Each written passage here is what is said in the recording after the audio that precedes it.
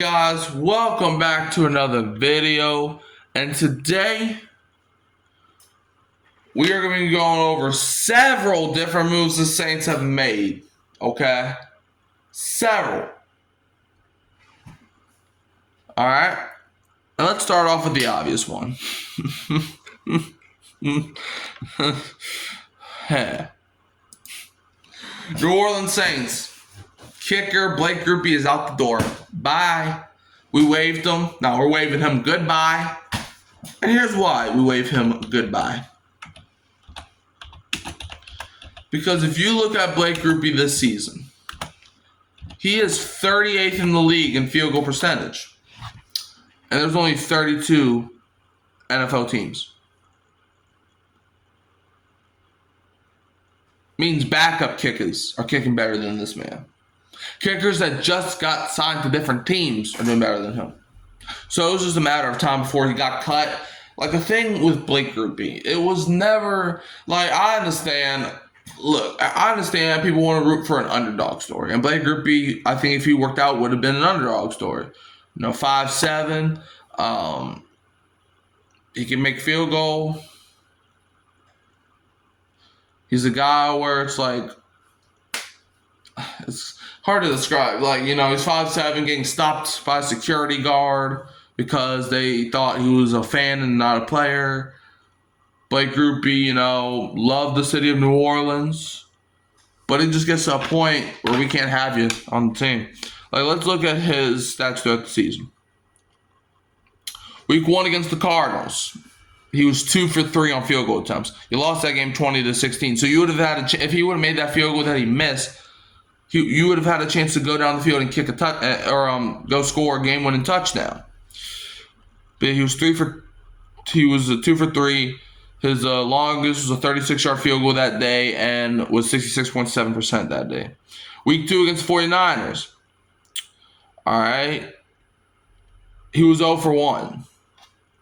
He missed the only field goal he had a chance to get. So you would have had a chance to draw for a game-winning field goal at the end of that game if he would have made that kick. Week 3 at the Seahawks. Again, 2 for 3.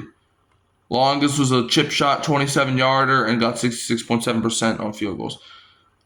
Now that kick wouldn't matter. You got blown out that day, but Week 4 against the Bills, he was 2 for 2, 100%. He even made a 54-yard field goal being his longest. But then the next game against the Giants, he was 4 for 6. Missed another 2 field goals. His longest was a 53-yarder, 66.7%, but he still missed 2 field goals. Then the game after that against the Patriots, he was 4 for 4. Good.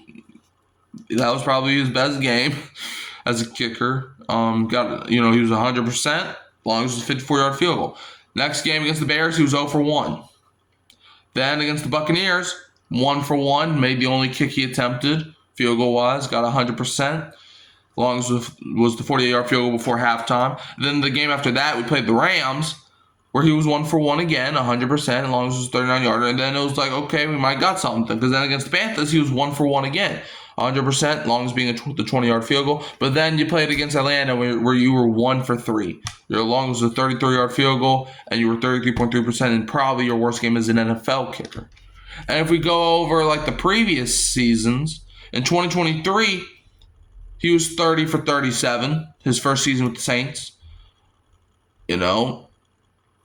He was 81%, I think. So, and then 2024, he had a solid year in 2024. Like, he actually had a good year in 2024. There was a couple kicks where he should have made, but he missed. But he was 27 for 31, which is 87%. Even at 2 combined tackles, good for him. But then this season, he was 18 for 26, which is 69.2%, and had 1 combined tackle. Good for you. So you just couldn't keep, and you traded Will Lutz to make Blake Grupe your primary kicker. And Will Lutz is probably the clutchest kicker in the league in Denver right now. It's like you just couldn't justify keeping Blake Grupe around. Blake Grupe, I wish you nothing but the best of luck. It's just like, and I wanted it to work out with Blake. I understand as a kicker, but I wanted it to work out. I really did. Because the thing with Blake, it's like, if you're trying to win games, you need a kicker. Okay? Point blank, period. It might not seem like it, but you need a kicker.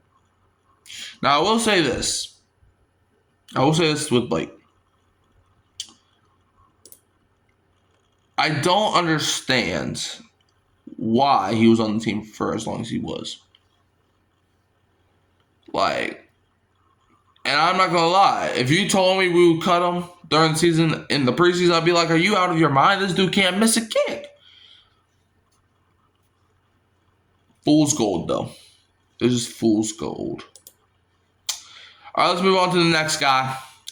New Orleans Saints are signing running back Evan Hull to the active roster, which means he might be active. And this is another situation, and I said it when we signed Evan Hull. I don't understand this. It's not just, okay, I understand we need to sign a running back because Kamara's hurt. I understand that. But you have Audric Estime. Estime, in my opinion, from the few times I've seen him play, he's better than Evan Hull. So, like, hold on, let me just make sure I'm not tripping. Maybe they signed both of the dudes. But, I mean, in 2023 with the Colts, he had 1 carry for 1 yard. Like, I think, like, nothing against Evan Hull, but you signed Audric Estime to your practice squad. I mean, wait, no, didn't he? Wait, hold on, I might be tripping, actually, because I think I saw something where Estime got signed by somewhere else, I think. Hold on, let me just make sure I'm not tripping. Well, I don't know, but all I do know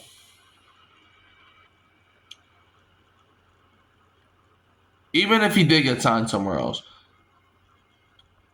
I feel like Estime is a solid number 2 or number 3 back in the league. I'm sorry, but Audric Estime I would have chose over Evan Hull because Evan Hull hasn't done nothing. At least Estime, he's shown you some flashes. Name me one time where you saw Evan Hull run the ball. He's only run the ball 1 time in the entire NFL, and he's only got 1 yard off of that. So it's like, I don't understand it. Like, I'm sorry, I just don't. Maybe some of y'all can enlighten me. But if y'all say anything about his high school days or college days, I might honestly block you for it. I'm just kidding. But it's like, bro, I don't understand this. It's like, and even if you don't want Estime, there's a bunch of other good running backs in there. In free agency. That signing I just don't really understand. Next, the Saints signed wide receiver Samori Toure. Another move where, it's not a flashy move. Has he done anything in the league? Yeah, I know he played for the Packers a little bit. And Denver, I think. But has he done anything? He was a 7th round pick back in 2022. And we just love getting the Broncos 7th round receivers? Because Devon Vela was a 7th round pick last year. And we traded for him. But,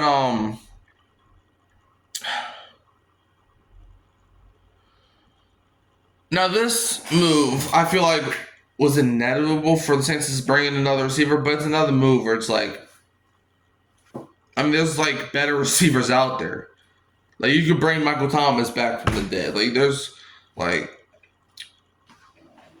so yeah, like I know there's better receivers out there, but the Saints chose this dude, which I'm cool with the signing. I'm not because the thing with Evan Hull, it's like he just hasn't done nothing. But here too, like Samori Toure in his career, has 13 receptions on 28 targets, 160 yards, 12.3 yards a catch, 1 touchdown, longest reception being a 37-yard gain, and had 6 first downs. He fumbled the ball 2 times, losing 1 of the fumbles. So this is another sign where it's like, is this really gonna help Tyler Shuck? Because like I said, this is basically just preseason for next season at this point. But is this move really going to be the one to be like, oh, yeah, Tyler Shuck finally gets swept? I just don't think it will be. Now, Saints fans are gonna bloat saying, well, we finally signed a receiver, and they're going to think Torrey's better than what he actually is. I'm a real fan. I'm going to tell you what I like and what I don't like. And I don't like, well, I have nothing against Toure, and I think he could have a little bit of potential. But there's just another move where I'm like, Another move where it's like, okay. But I don't know. We'll see. I doubt Toure even gets on the field that much. I mean, he is on the practice squad. But if he does, good for him.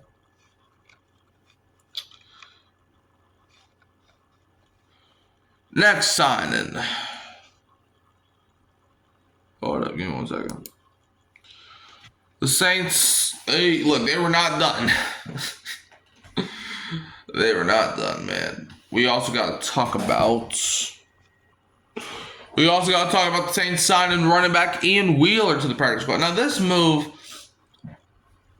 okay, I actually like this move better than I like the Evan Hull move, because with Evan Hull, he's had a sample size and it's been 1 yard for 1 carry, so I don't know.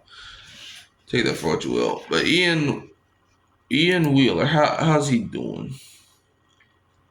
I feel like with Ian Wheeler, I mean, he went to Harvard, so he's a smart dude, right? I mean, he hasn't played at all this season. But I like this move because it's like, at this point, you got nothing to lose with him. Evan Hull just does not inspire me. But like Ian Wheeler, I mean, he has a good name. So at this point, I'm numb on the running back situation, especially with Kamara probably being out for a couple weeks. You need somebody back there. Next sign was kicker K. York. Okay. Now, I'm not gonna lie, I'm happy we brought in a kicker. However, K. York, I understand with LSU, but it's like, look, and don't get me wrong, I would rather him over Blake Grupe. I would rather K. York with 1 eye and a pulled hamstring with only 2 toes over Blake Grupe. But it's another move where it's like, K. York's is not really that good as a kicker. I mean, in 2022 with the Browns, he was 24 for 32. 2024 with the Bengals, he was 9 for 11. In 2024 with the Commanders, he was 0 for 2. So this is another situation where it's like, I do not think he's going to be our long-term kicker. I don't. And I know he's from LSU, but I don't think he's our long-term kicker. I think he's cool for now. He did beat out Justin Tucker in kicker tryouts, but to be fair, Tucker's not really the same no more, so I don't know how that happened. But yeah, K. York is now the Saints kicker. It's just one of those situations where it's like, I think the Saints are probably going to draft a kicker in like the 6th round next year. I don't see K. York being the long-term solution. If he is, great. If he's not, oh well. But yeah, I don't see him being the long-term solution at kicker.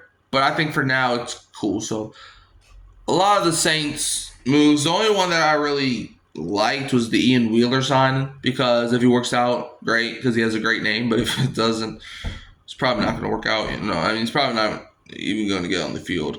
But yeah, how do y'all feel about the signings and the waves? You can also find me at Hurricane Mike Kyle Phelps and Keeping It Real Who That Sports Podcast. Don't forget to like, subscribe, share, turn the bell until you don't miss another upload. And we're going to leave you as always with a who dat, and don't be a Falcons fan.